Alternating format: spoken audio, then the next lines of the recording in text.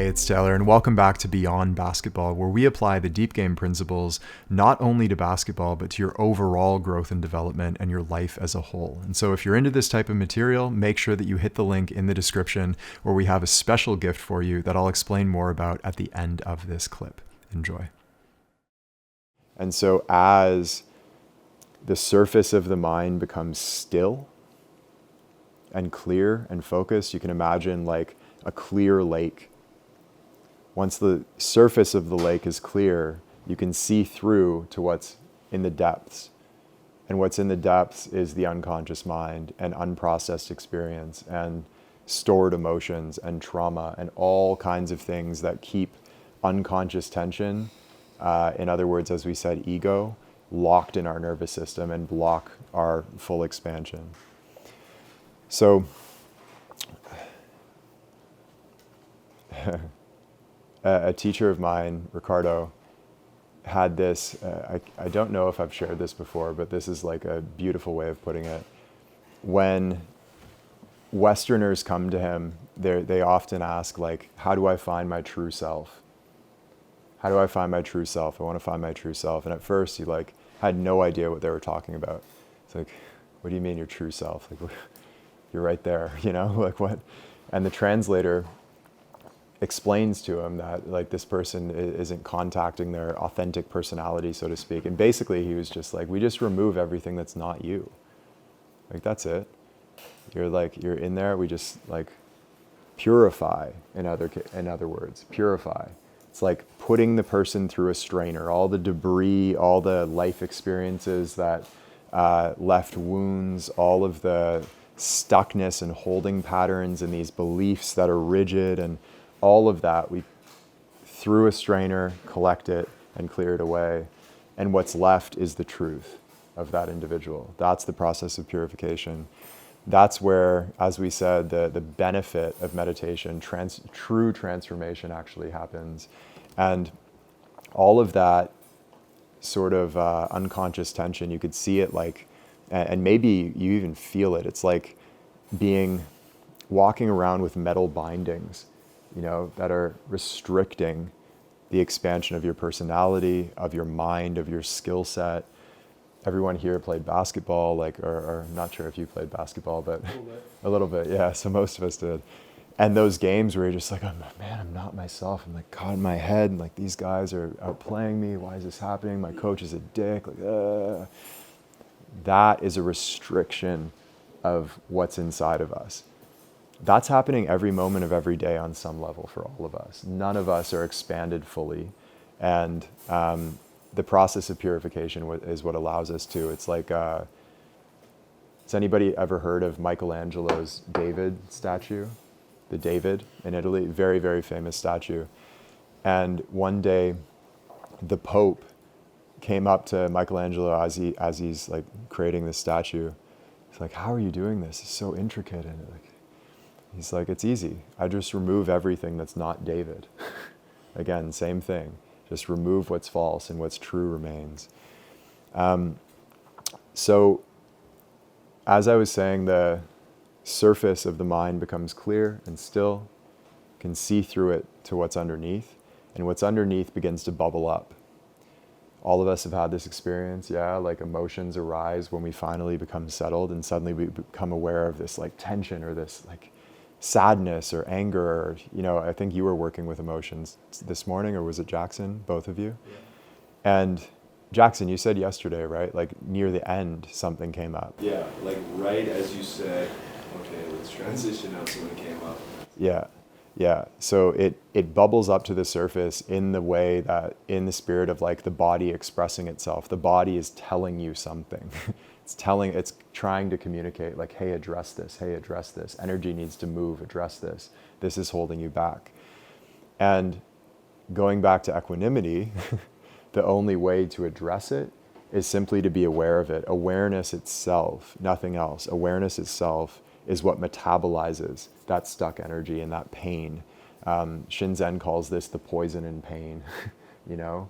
And awareness trickles down and touches it, and it begins to purify. So awareness itself is the purifier. And in the same way, the purer our awareness, meaning the less judgmental and the less we're like trying to move away from what's painful, the less we're trying to label it and, like you were saying, figure it out. Like, what is this thing? I need to figure out what it, just pure awareness, just be with it. That's when it begins to break apart. And sometimes, this is the tricky part, it doesn't break apart right away.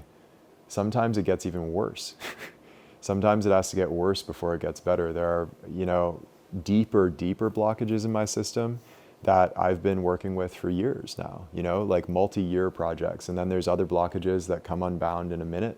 There's some that I just touch with my awareness and they break apart immediately. It's this like incredibly intricate web of energy that exists inside of us. And there's, those who know Reggie Ray's, like the body never repeats itself.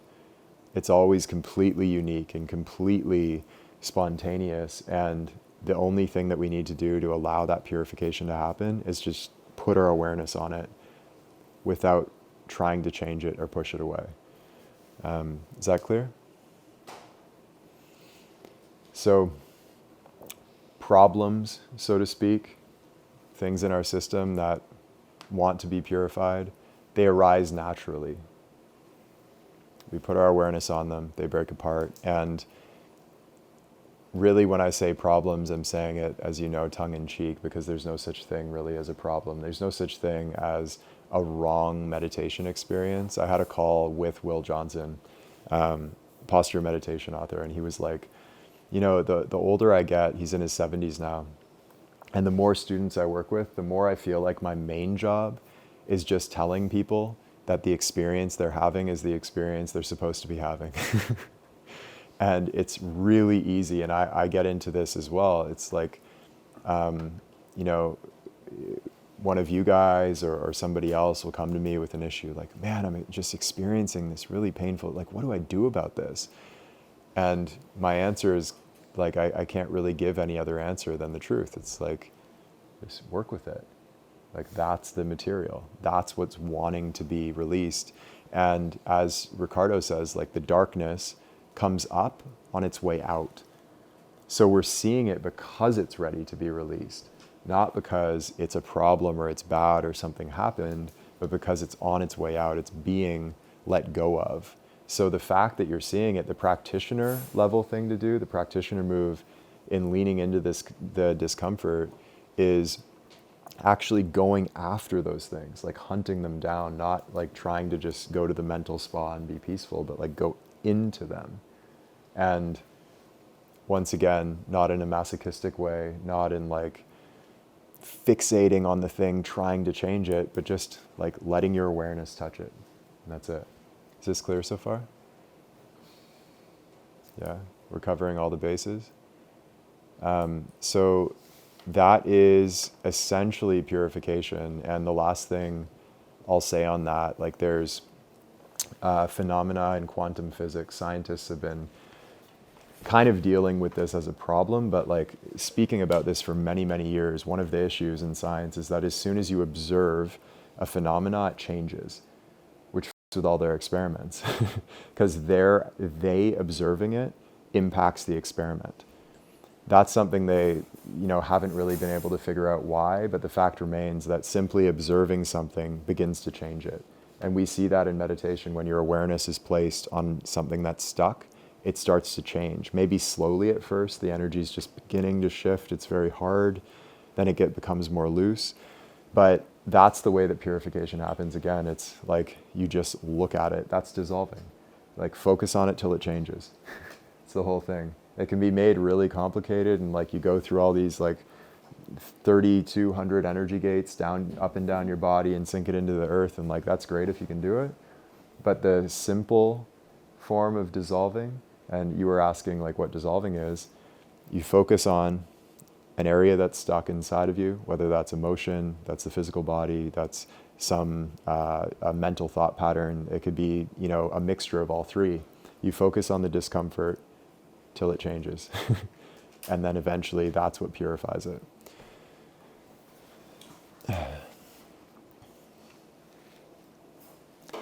And I think the last thing to say in purification, just kind of a callback to last year, Does anybody remember that principle we were calling the other you? The other you? I think it'll be remembered as we... Was it the one you're talking about how when you greet something coming up like an unconscious blockage, it's not something you want to fight.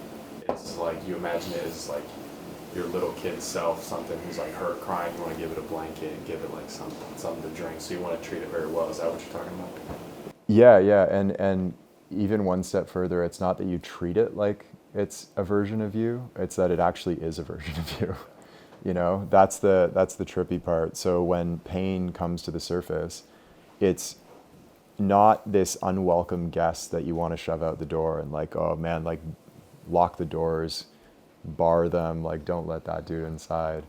It's a version of you that's trapped in time that, you know, maybe it was you were 5 years old and your father like yelled at you and really freaked you out and you like locked up because we didn't have the ability to efficiently process those emotions. Or on the I have like former D1 basketball player friends who are still talking about how traumatizing their experience with their coach was. This like super hyper aggro stage blue dude, old guy. He was like, you know, one day my friend just came into practice, the team's gathering, and the coach looks at him and he's just like, I'm sick of looking at you, get out. And he's serious. And he didn't let him come back for a week. And then he didn't explain why. He just like let him back in, didn't say a word, like nothing happened. It's like crazy pathological behavior, but we've all had versions of that, right, in our lives. And maybe it's parents, maybe it's friends, maybe we had experiences of bullying or being bullied, teachers. A teacher hit me once when I was in like grade 7. I thought about it later as I was older, and he like hit me really fucking hard on the back of the head as I was doing some computer test. And I didn't know why, and it like really shocked me. And then he became really nice immediately after, and I realized years later that it was because he realized how bad what he'd done was and that I could like sue him or something. It's like this guy. So anyway, what's that? What'd you do? I was just shocked. And that's the thing. Make him hit you. I still don't know. Nothing terrible, you know? Like I was just like playing a computer. I might have been like making a joke or something out of it. I don't know. I wasn't doing anything crazy though. I think he was just sick of my shit.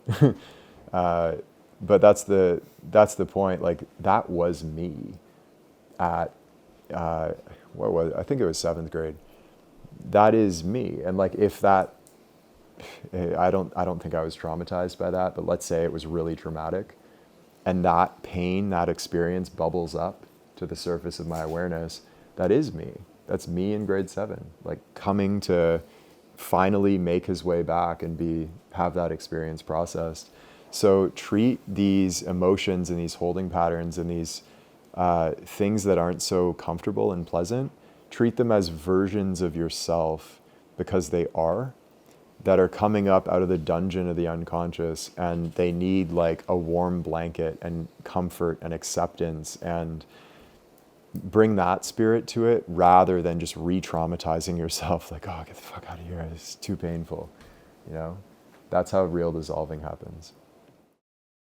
Hey, it's Taylor. If you enjoy this type of beyond basketball material, then I'd like to share something with you. So for the last few months, I've been writing a daily email newsletter for a small group of our Deep Game students who are interested in applying these principles beyond basketball to life as a whole. So we discuss things like finding your path in life, your purpose, even advanced meditation and spiritual practice, love and relationships, building modern businesses, and generally speaking, the path to self-mastery. And so if you'd like to join that email list, then there's a link in the description and you'll be able to sign up for that list. And not only that, but when you sign up, I'll give you a 90-minute talk from our Deep Game retreat last summer where I shared for the first time ever the 9th law of the Deep Game. This is some of my favorite material that I've ever released. And if you like this type of talk, then you're really, really going to love what you see in these daily emails and of course in the 9th law session. So head over to the link in the description and I will see you over there.